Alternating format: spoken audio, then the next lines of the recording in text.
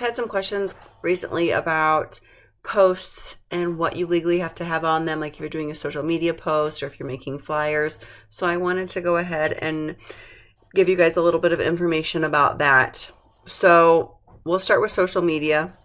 So you should create a business page. So this is my business page. You see it's got my name, and what is required on here is that it has Keller Williams Platinum Partners as part of your name for your business page. It's going to be the same thing for Instagram, anything that you're using for business, TikTok, Pinterest, whatever it might be. You want to make sure that you are including Keller Williams Platinum Partners. And then if you look at the posts, you can see the things that are required on your post, on every single post, is going to be, if you put your phone number, you also have to put the office phone number. So if you leave your phone number off, which I don't know why you would leave your phone number off, then you wouldn't have to put the office number, but more than likely you are going to put that. I also have added on every single one of mine, Keller Williams Platinum Partners. I choose to put my license numbers. That is not required. Your website is not required either, but I would think that you would want people going to your website.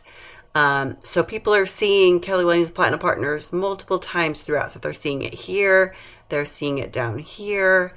And then depending on what graphic I'm using, they're also seeing it in my graphics. So like on this particular one, you see that I've got my logo as well as the Keller Williams logo on at least 2 of these images that are in my photos.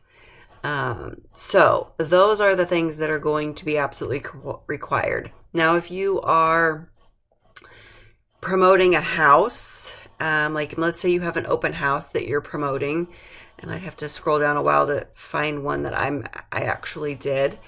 You do have to have listing courtesy of Keller Williams Platinum Partners on there.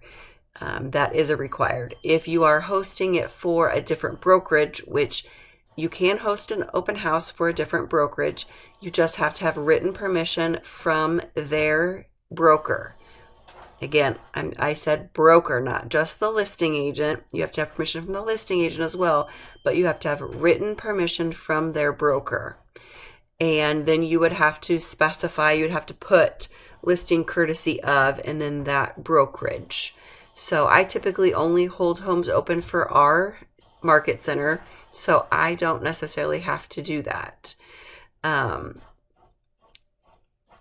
don't have to get the written permission. I still always put listing courtesy of when I am doing an open house, even if it's for our market center. And I'm trying to find one of those. Like I said, it's been a little while since I've hosted an open house lately. So seeing if I can find one of those that is in here, but it should always say. Now, if you're doing it for another agent and you're friends with that agent, you can always tag that agent as well. It is not required, but you definitely always want to put listing courtesy of, and it doesn't look like I can find one very quickly because I have a lot of posts on my page. So rather than keep going through that, let's talk about flyers real quick. Flyers are just a little bit different. You can utilize Command to create flyers. With that, again, you need to have the Keller Williams name and the logo on there, your phone number, the office phone number, and then I would recommend also including the address. Here's an open house one. So the address, and this one doesn't have the listing courtesy of because I didn't post it. So anyway, on flyers, you would want to probably have the market center address on there as well. It wouldn't necessarily be legally required, like it would be, let's say, on your business cards. But I would say that if you've got enough room on the flyer, you should also have that on there. Also, for flyers and business cards, you want to include each office is independently and owned.